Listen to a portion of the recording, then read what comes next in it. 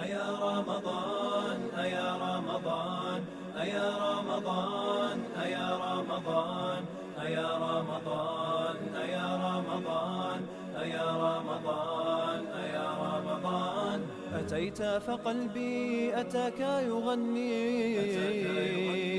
أيا رمضان أراك بعين। अस्सलाम वालेकुम व्यूअर्स, कैसे हैं आप सब। Welcome to my channel. आज हम बना रहे हैं लाल चटनी, मीठी चटनी जो दही बड़ों में इस्तेमाल की जाती है। इसके लिए जो हमने अज्जा लिए हैं वो है इस तरह से। हमने इमली ली है, एक प्याली इमली ली है, हमने इसको पानी में भिगो दिया है। जितनी इमली होगी उसका डबल गुड़ लेंगे। हम इसको गुड़ से बनाएंगे।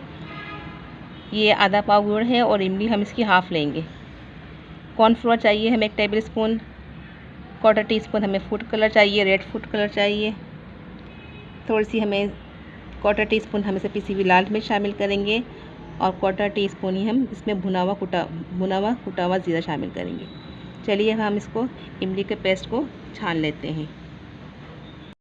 तो इमली के पेस्ट को हम छान लेंगे।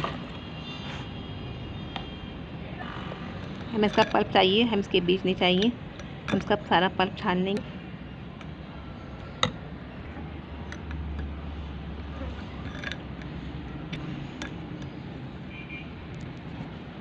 सारी इमली को हम इसी तरह छान लेंगे। सारे पल्प को हम इसी तरह छान लेंगे। हमें आधी प्याली पल्प चाहिए इसका। देखिए हमने अब पल्प को छान लिया है, बिल्कुल गाढ़ा और साफ़ सुथरा। अब जितना ये इमली का पल्प है ना, उतना ही हम इसमें गुड़ इस्तेमाल करेंगे। तो ये देखें, तो हम इसको ये उस वाले पीस को निकाल लेंगे। ये इतना बहुत है इसके लिए। फिर इसको पकाते हैं। अब गुड़ को हम तोड़ के इस्तेमाल करेंगे। इसमें इमली का पल्प शामिल कर देंगे और थोड़ा पानी शामिल कर देंगे।